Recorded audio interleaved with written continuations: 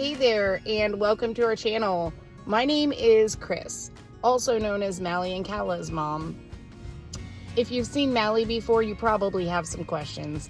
And if you haven't seen Mally before and you see him now, you are probably going to have some questions. We're here today to answer those as best as we can. Mally is my 4-year-old son with a rare neurological condition called Hydranencephaly. Without further ado, let's get right into what that is. Hydranencephaly is a neurological condition that affects a baby's brain before birth. For example, here you have a neurotypical baby's brain. Here you have an image of a baby with hydranencephaly. Let's talk about the causes of hydranencephaly. These are pretty much still unknown. Forecast: guaranteed trauma. Now, I know I've told you before about what Mally's disability is, but I haven't explained it, so let's talk about it. Simply put, hydranencephaly is a neurological condition that affects a baby's brain before birth. For example, here you have a neurotypical baby's brain. Here you have an image of a baby with hydranencephaly. See the difference? And if we look back at this, you can see what it says about the prognosis. Forecast: guaranteed trauma. Each case is very, very different, just like each baby is very, very different. You thought I was kidding about the guaranteed trauma part? No. I hope that helps you understand a little bit more about why moments like this are everything. Stay tuned. Okay. Now let's talk about the signs and symptoms of Hydran. It can usually be detected at birth due to an enlarged head. There are many that appear perfectly normal but later fail to grow at a normal rate.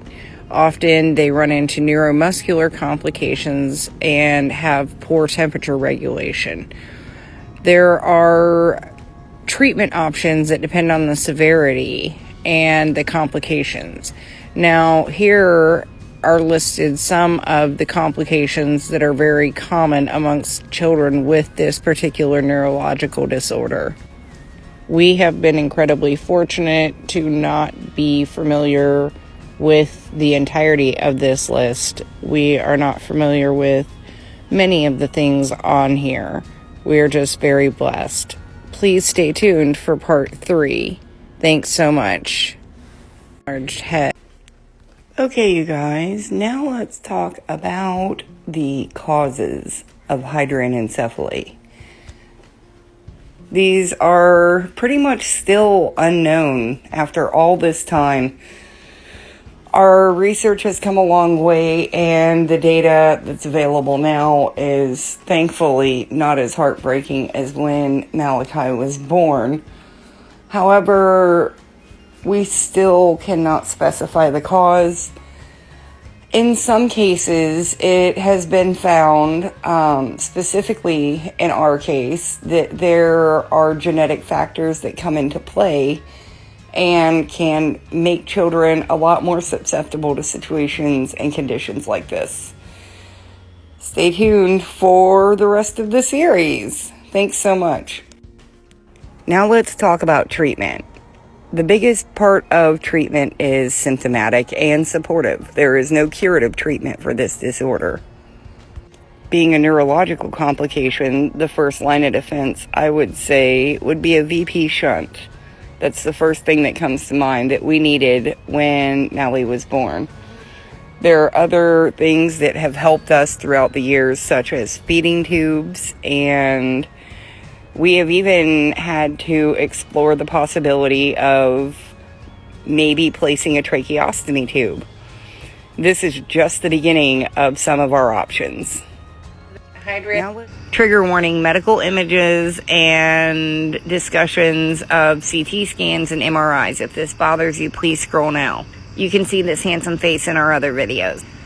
For those of you that are sticking around, I'm so excited. I have been wanting to do something like this for the longest. What you're looking at right now is a CT scan that I am controlling to show you the areas of his brain that are still preserved and intact. If you've ever seen anything like this, you're able to see clearly where the fluid is, and I will point that out as well. And all of his images are very difficult to read due to the damage that the fluid has done. However, I was able to capture his brainstem and his cerebellum that are undamaged and functional, thank God, with some still frames and screenshots. It looks very different from a neurotypical child, but the most important parts are preserved. Thank you so much for asking.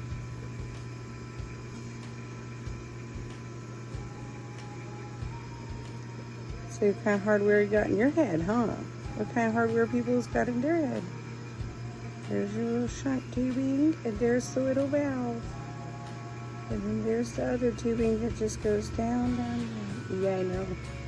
So we don't touch my shunt, lady. Leave that alone. Put my hairs back. And then you can't even tell.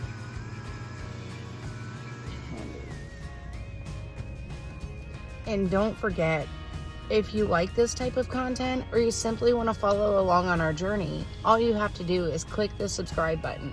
And don't be afraid to leave a comment. I'm more than happy to answer any questions that are phrased respectfully and appropriately. We look forward to sharing our journey with you and seeing what lies ahead.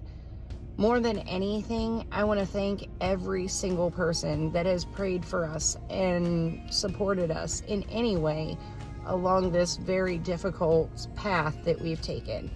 You guys are amazing, and I hope that you are as well and blessed as we are until we meet again.